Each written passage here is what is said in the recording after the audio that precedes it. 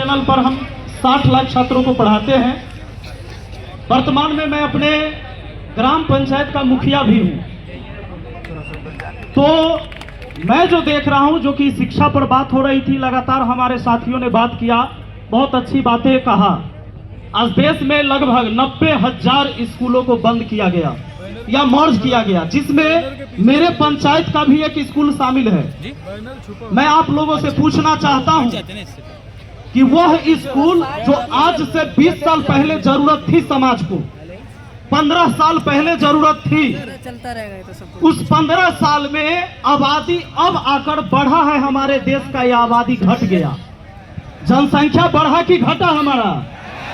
जब जनसंख्या बढ़ा, हर चीज की आवश्यकता हुई, स्कूल की आवश्यकता कैसे घटने लगी? बाबा साहेब ने कहा कि संगठित रहो, शिक्षित रहो। बाबा साहेब ने कहा कि जब तक तुम शिक्षित नहीं होगे, कैसे तुम्हें पता चलेगा कि तुम्हारा अधिकार छीन कौन रहा है और तुम्हें अधिकार दे कौन रहा है? तो आज की सरकार ने कहा कि ऐसी बात है तो हम वन नेशन वन एजुकेशन रहने ही नहीं देंगे। हमारे देश में, देश तो एक है लेकिन शिक्षा व्यवस्था एक नहीं है। अमीरों, अधिकारी, नेता, इसका बाल बच्चा पढ़ता है दूसरा सिलेबस, और गरीब, किसान, मजदूर, पिछड़ा, इसका बाल बच्चा पढ़ता है दूसरा सिलेबस। आप एनसीईआरटी सुने हैं कि नहीं सुने हैं? और सरकारी स्कूल का सिलेबस अलग है, प्राइवेट स्कूल का सिलेबस अलग है कि एक है? बताइए आप लोग। तो जब शिक्षा व्यवस्था ही अलग है, जब इस देश में समान शिक्षा नहीं मिल रहा है, तो फिर समान मौका कहां मिला? समान प्रतिस्पर्धा कहां हुआ? कैसे मिलेगा अवसर हमें?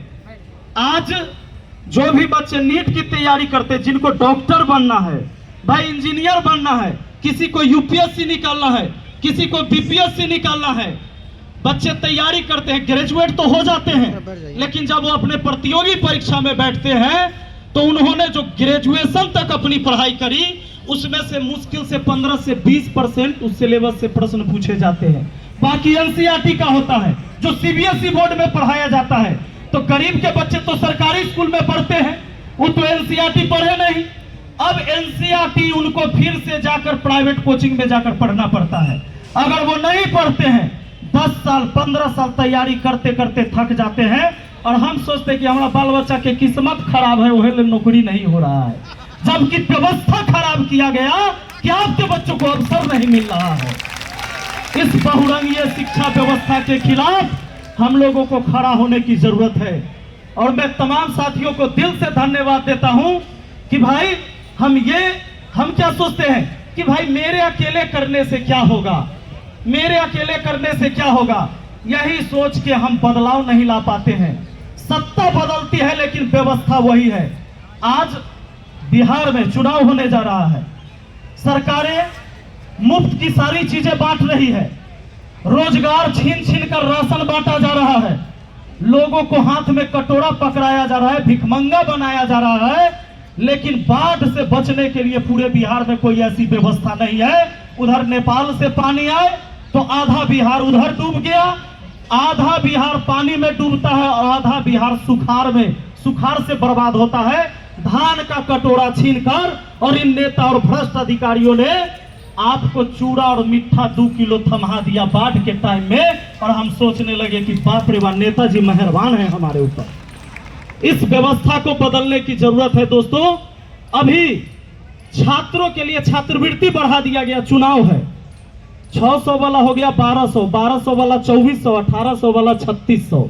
जानते हैं हमें पैसे देंगे ये चुनाव के टाइम में छात्रवृत्ति बढ़ाकर, लेकिन बच्चियों को अभी भी सरकारी स्कूल में अलग से शौचालय की व्यवस्था नहीं है। इसके ऊपर किसी नेता अधिकारी का ध्यान नहीं है, शौचालय नहीं बनवा रहे हैं। बच्चियां जब स्कूल में जा रही हैं तो मुश्किल से, गांव की बच्चियां हैं तो स्कूल से निकलकर फिर घर जाती है सोच के लिए, कभी अगर उसको जरूरत पड़े तो।